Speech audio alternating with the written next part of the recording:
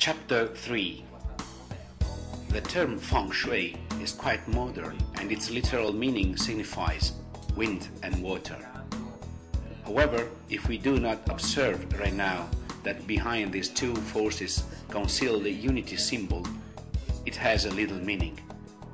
Not only behind the will to define the sense of unity between two forces, it conceals the research and the purpose to equilibrate and balance them.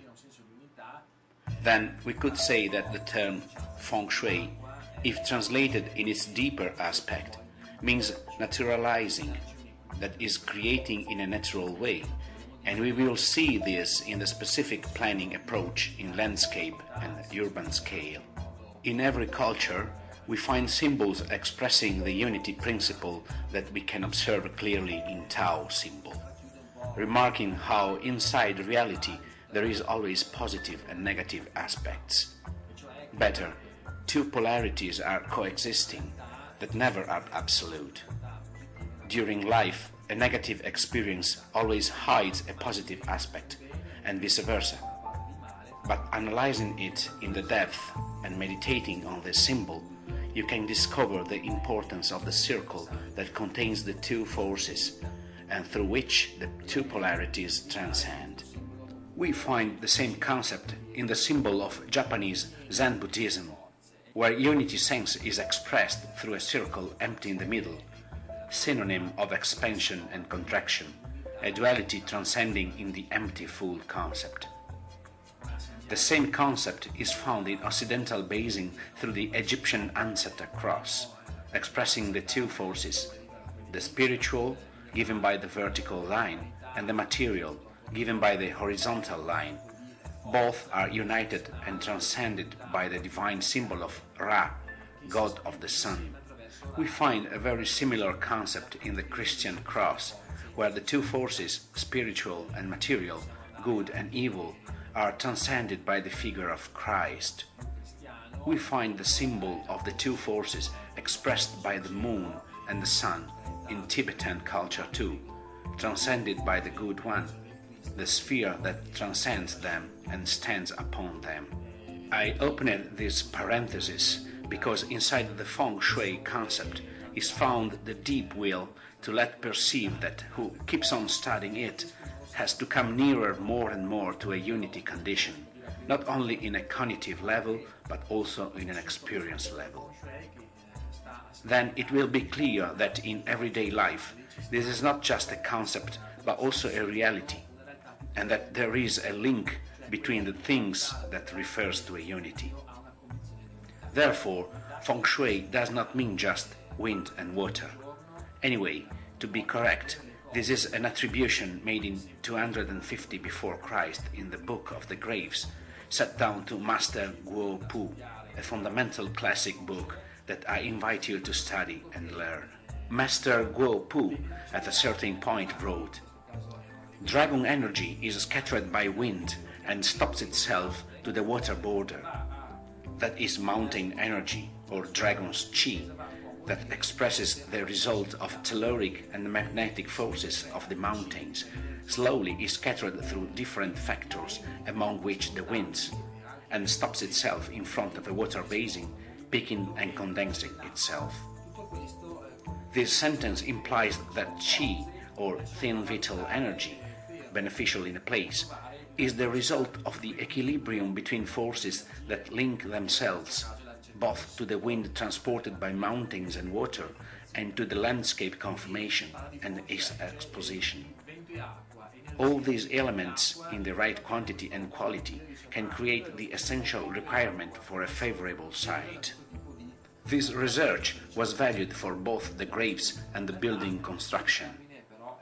Here born the term attributed to the wind and water master, that is, who was looking for the equilibrium between these two forces. Actually, before these ancient times, we find another term expressing these studies, the Kan Yu. Translated, it means heaven and earth. So clearly, we are up against the same concept again, in which is implied that man, through the regulation of the energies from heaven and to earth, can find the way of the equilibrium useful for planning and building construction too. Remember that in this kind of lectures it is necessary always to go beyond the apparent symbol in order to feel and perceive the hidden message concealed in it. However, if we go further back in time, we can observe that the term Kan Yu leaves space to different other names of studies and researches. Therefore, what today is called with the name Feng Shui is a huge set of knowledge and studies made in several moments and places of China, summed during time until our days. In order to clarify this concept, it's like Feng Shui of today were compared to quantum physics, that is not born by an isolated study, but is the result of a set of deepening and branches that have as base the mathematical system in resonance with the universal principles. In this way, in Feng Shui too, there are several starts of planning and special codifications that have some systems linked to universal principles as a base, which were created overall by the necessity of survival, and then slowly are enlarged thanks to further systems and analysis, creating so a complex study corpus. We will start from the 5 elements, expression of energetic phases of trigrams and hexagrams, expression of a binary system, and so on. Slowly, in the course of time, this ancient knowledge and other approaches began to unite themselves and create a study corpus. However, each of them got its start, its evolution, and its maturation. So, let us arrive today to a large knowledge formed by several stratifications.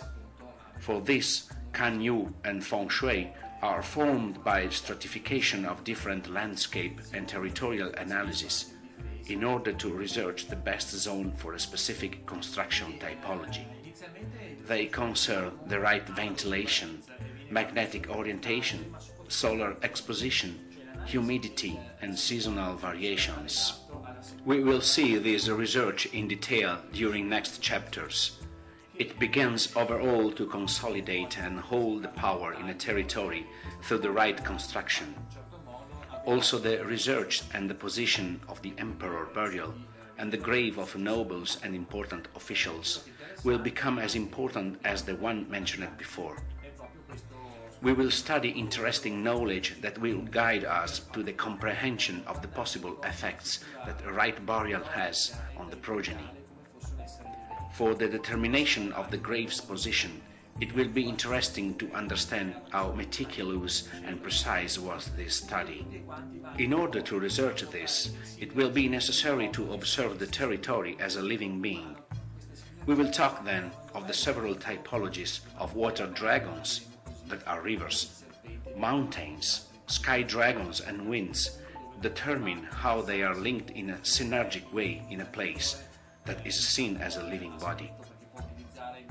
Then we will look for the Shui point or dragon pearl, the place where energy goes to condensate.